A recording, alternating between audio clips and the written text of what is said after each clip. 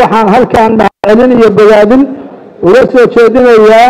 shirgudoonka labada gole ee baarlamaanka Jamhuuriyadda Federaalka ee Soomaaliya xildhibaanada iyo senatarada baarlamaanka iyo guddiga ku meel gaarka ah ee labada gole sidii qiimaha badnayd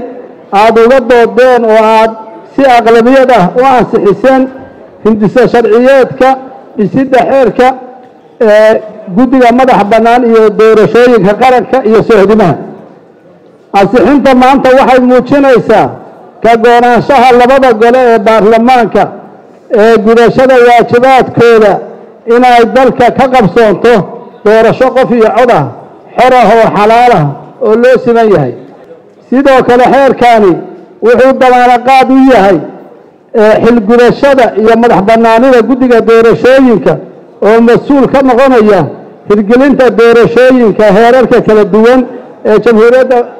Federaalka ee Soomaaliya qabashada aftida dadweynaha iyo astaynta sohdimaha dalkeena iyagoo raacaya siyaasadaha iyo xeerarka dalka shirgudoonka labada aqal xildhibaanada iyo senatarada baarlamaanka sharafta leh iyo guddiga ku meel gaarka ah ee labada aqal ee baarlamaanka anigoo ku hadlaya magaca xukuumadda waxaan hortiina ka ballan qaadaynaa inaan sida ugu dhaqsiyaha badan marka uu madaxweynuhu digreeto ku meel mariyo xeerkan aan ka shaqayn doono soo jeedinta xubnaha guddiga doorashooyinka iyada oo lagala tashan doono dhinacyada ay khusayso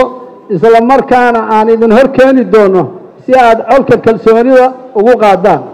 loona dhammaystiro habraaca dhismaha guddiga mar labaad waxaan idinkaga mahadcelinaynaa dadaaladiinna iyo daacaddiinna aad u horteen dalkeenna iyo dadkeenna aad iyo aad baa u mahadsantihiin